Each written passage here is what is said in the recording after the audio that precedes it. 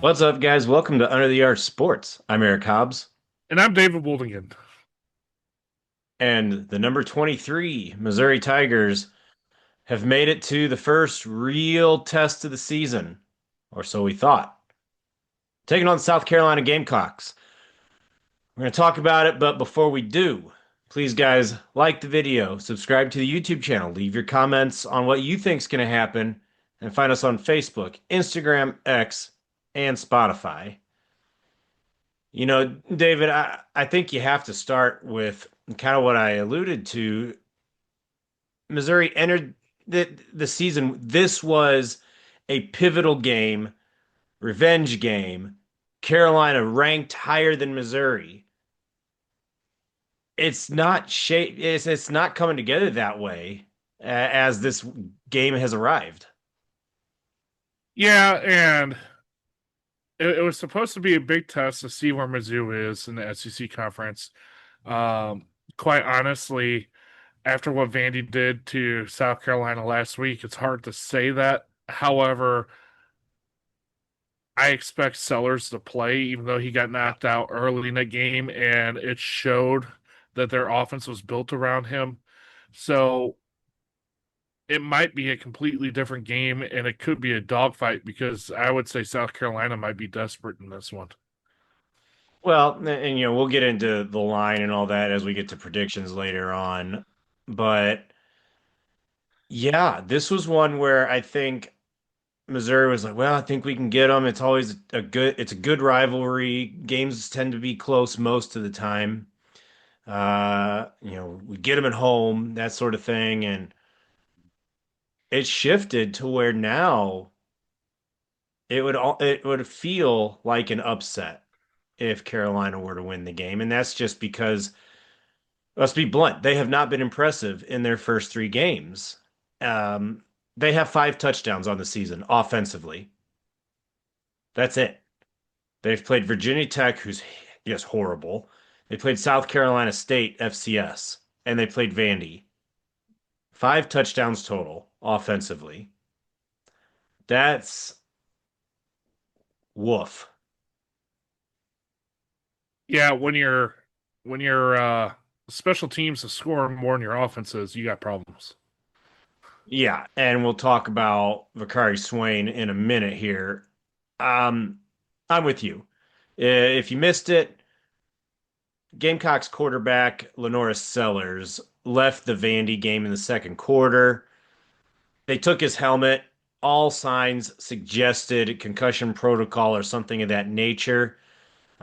Shane Beamer, the Gamecocks head coach, playing it close to the vest, not telling anybody anything.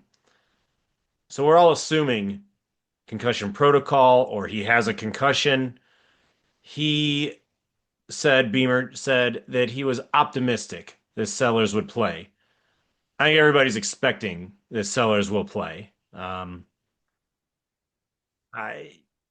This game changes if he doesn't go. Luke Doty is the backup quarterback who's been there for about 16 years, and he's simply not as dynamic. He's a solid backup, but yeah, I mean, Lenora Sellers was preseason all conference. Well, Yeah, it's hard to replace. and let's face it, South Carolina's line has not been stellar No, this season so far. So Sellers made up for it with his ability to make plays. If he has to sit and Doty comes in, they're up a creek without a paddle essentially because now you can just break down that line and go after Doty all day and don't have to worry about him scrambling like Sellers as much. David Uh, Wilson time. yeah. Uh, So it's one of those you have to plan for Sellers, and if Doty comes, just keep that same plan and see what happens. Force him to beat you with through the air because Mizzou has done this before where they plan for another guy and it ends up being the guy coming in. Texas A&M comes to mind from last year, and they just got boat race. yep. Uh, so I wholeheartedly believe this game plan is built against Sellers. I think the whole staff is expecting Sellers to play, and if he doesn't, well, we'll find out game day. It certainly is a lot easier to plan on Sellers and adjust to Doty than the other way around. So, Yes. and Drinkwitz said as much in the press conference that they anticipate that it'll be Sellers. And I think, regardless of what they really think, that is the smart play because he is the more dynamic of the two. Now, this Gamecocks offense, uh, pretty run oriented, I would say. Sellers is the third leading rusher. He has the second most carries, 24 carries for 45 yards. I'm looking on ESPN. I'm assuming sacks are accounted for in that. I could be wrong. Leading rusher, Rasul Faizan, 27 carries, buck 35, an even five per carry, one touchdown. Oscar Adaway the third, 22 carries, 86 yards, 3.9 yards per carry, also one touchdown. Yeah, as a team, they have 330 yards rushing on the season, which when Virginia Tech and South Carolina State are on the schedule, you know, it it doesn't blow you away. Let's just put it that way. Well, and you can't overlook Vandy. Vandy has themselves a really good team too that they Well, just got. that's I didn't include Vandy because they are good. So I'm Yeah, saying two lesser opponents in Virginia true. Tech, and Carolina State, plus Vandy, where you'd expect they to get at least something, even if they got just 75 yards rushing as a team. If they got shut down, that still leaves them with less than 250, whatever it is, for Yeah. those other two. That's rough. Um, looking at the offense, they have one receiver, Nick Harbor, over 100 yards. He has 165 yards receiving, seven catches to get that. One of his catches, 64 yards. So, keep an eye on that. Nobody had, I mean, they have two receiving touchdowns all season. So, you like to think that Missouri's defense is going to have its opportunities. Um, it'll be a little bit like the Kansas game, and we talked about this, where against Kansas, Jalen Daniels, it was a little bit of create a sealed up pocket where Daniels cannot beat you with his legs. He had 20 yards rushing in that game. And yes, we're assuming Sellers. So just roll with that. You create that pocket, but I think you have no choice but to be more aggressive because I think Sellers is a better passer. Yeah, and Mizzou last week against Louisiana didn't really have any passing threat, so we didn't get a chance to see if the secondary fixed their zone read issues. The safeties were pulling up, the corners were struggling to cover in their zone. So when you play that, I would almost say you have to play the containing rush, maybe man with a cover one and maybe a spy. But your corners are going to have to play man, I think, unless they were able to fix the zone issues. But again, they haven't had much time to practice that, and we didn't get to see much of it against Louisiana because they just boat raced them, whatever you want to call it. Yeah, So, 4 yards passing for the Raging Cajuns. I believe two completions. yeah, and I, passing was not their game anyway. They're a strong running team. So, well, and they were playing a backup quarterback, but um, I do think the corners specifically, maybe not spectacular, but they look pretty solid in terms of getting sucked up, eyes in the backfield, that sort of thing. It's been the safeties. So, really it's a matter of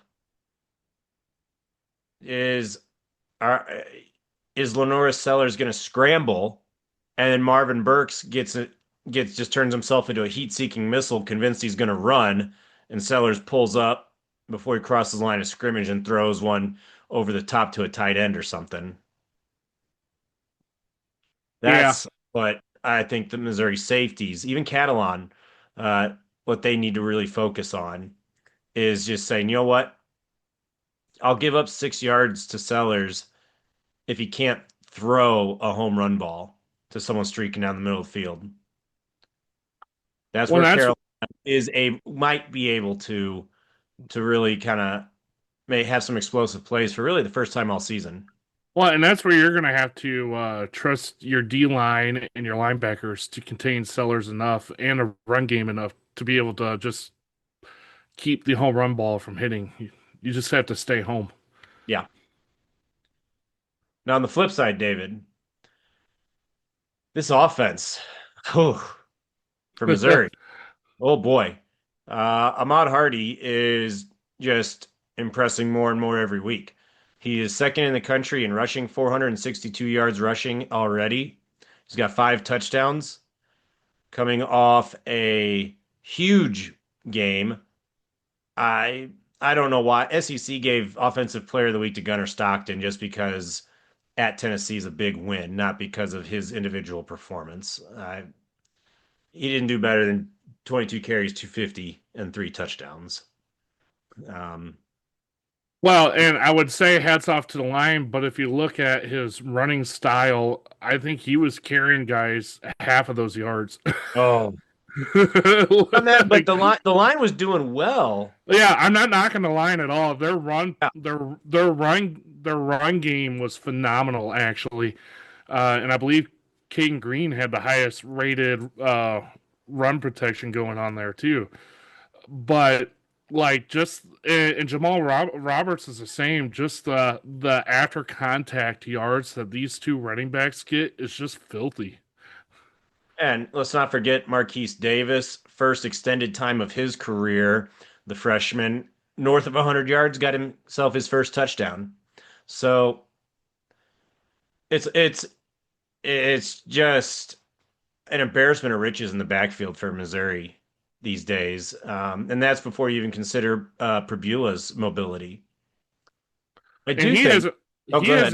he hasn't even had to run much just because of how good the running backs have been. That's the crazy part. Yeah, and that's a blessing given the fact that Sam Horn is out, and Matt Zoller's got himself a little bit of experience, but is still a true freshman as your backup. Um,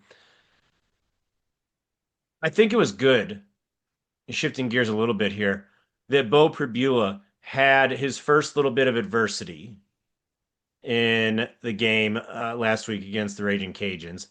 He threw the interception on a ball where, really you had a linebacker on the line showing blitz who just dropped back and he just didn't see him.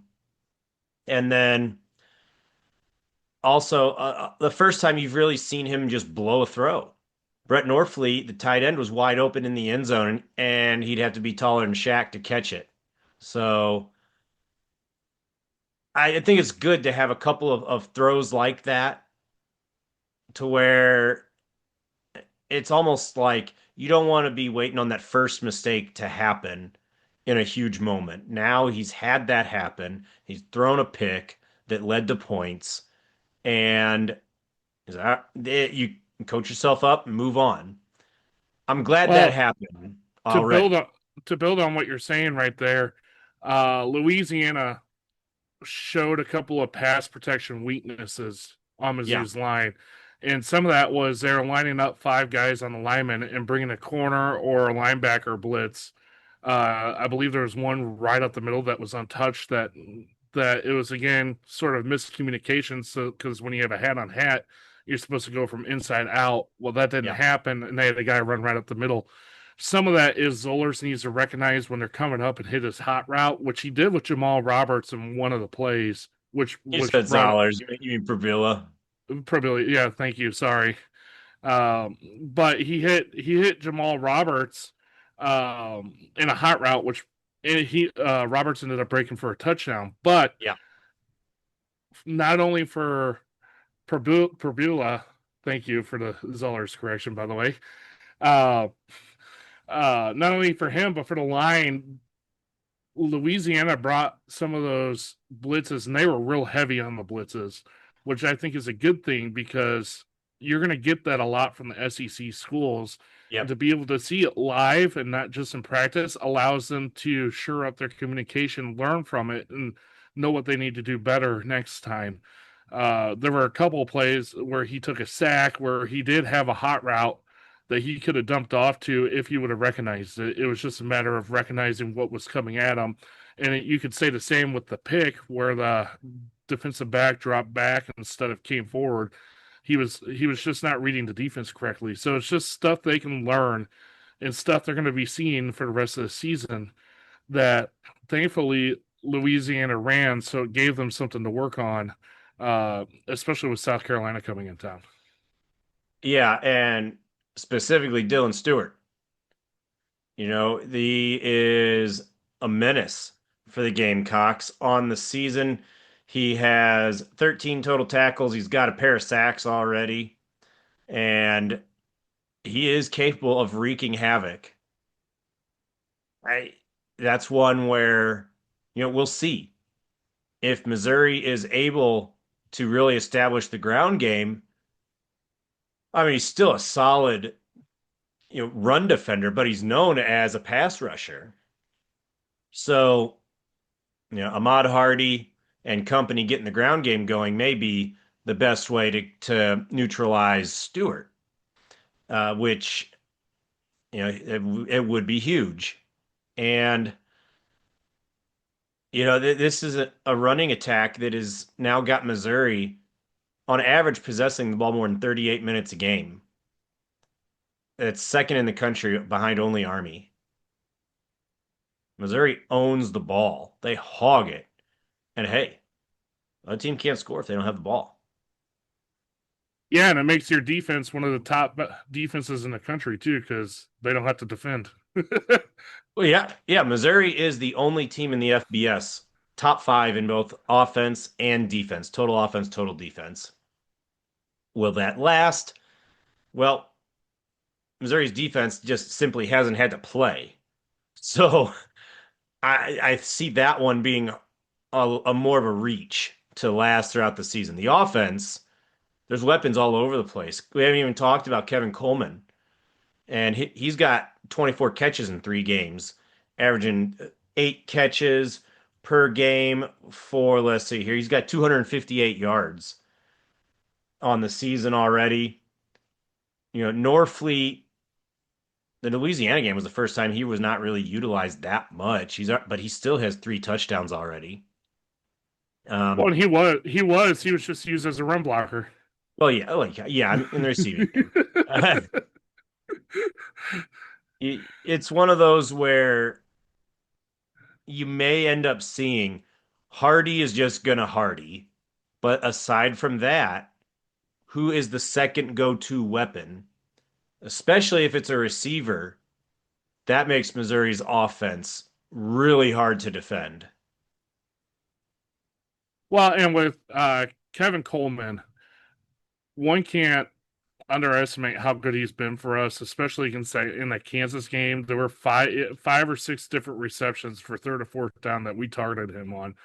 Yep. Another player who hasn't been utilized a whole lot more as a decoy is Marquise Johnson, Mm. who has started out really well too.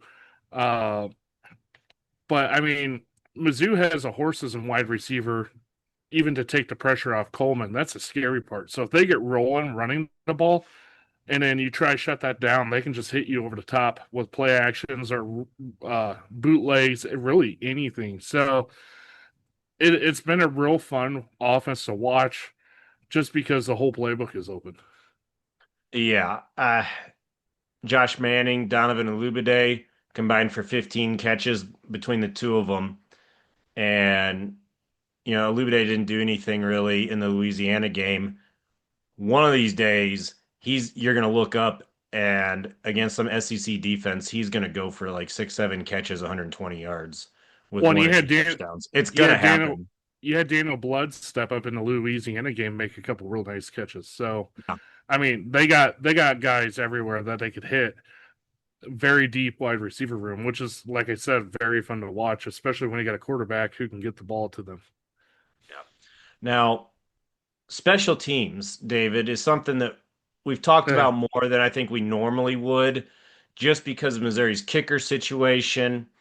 Um, we saw Robert Meyer attempt, I forget, 41, 37 yards, something like that. It And was the a distance 41. was there.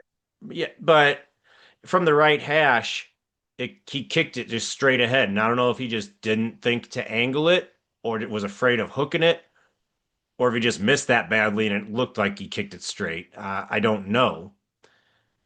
But at least Drinkwitz knows to some extent, okay, outside 35 yards, it's going to be an adventure. At least he knows that, I think. Well, and that's why you saw what you saw against Kansas, where we went for it on fourth down five Yep. times. Is he knew, and as you said, it's going to be an adventure past 35. There is going to be a game where he's going to be needed. Um, I do want to see him slowly extend his reach and just get more comfortable because I think as he's more comfortable, he'll grow into it. He has a leg. It's just a matter of being consistent. Yeah. On the flip side, for South Carolina, they have maybe the scariest return man in college football, Vakari Swain.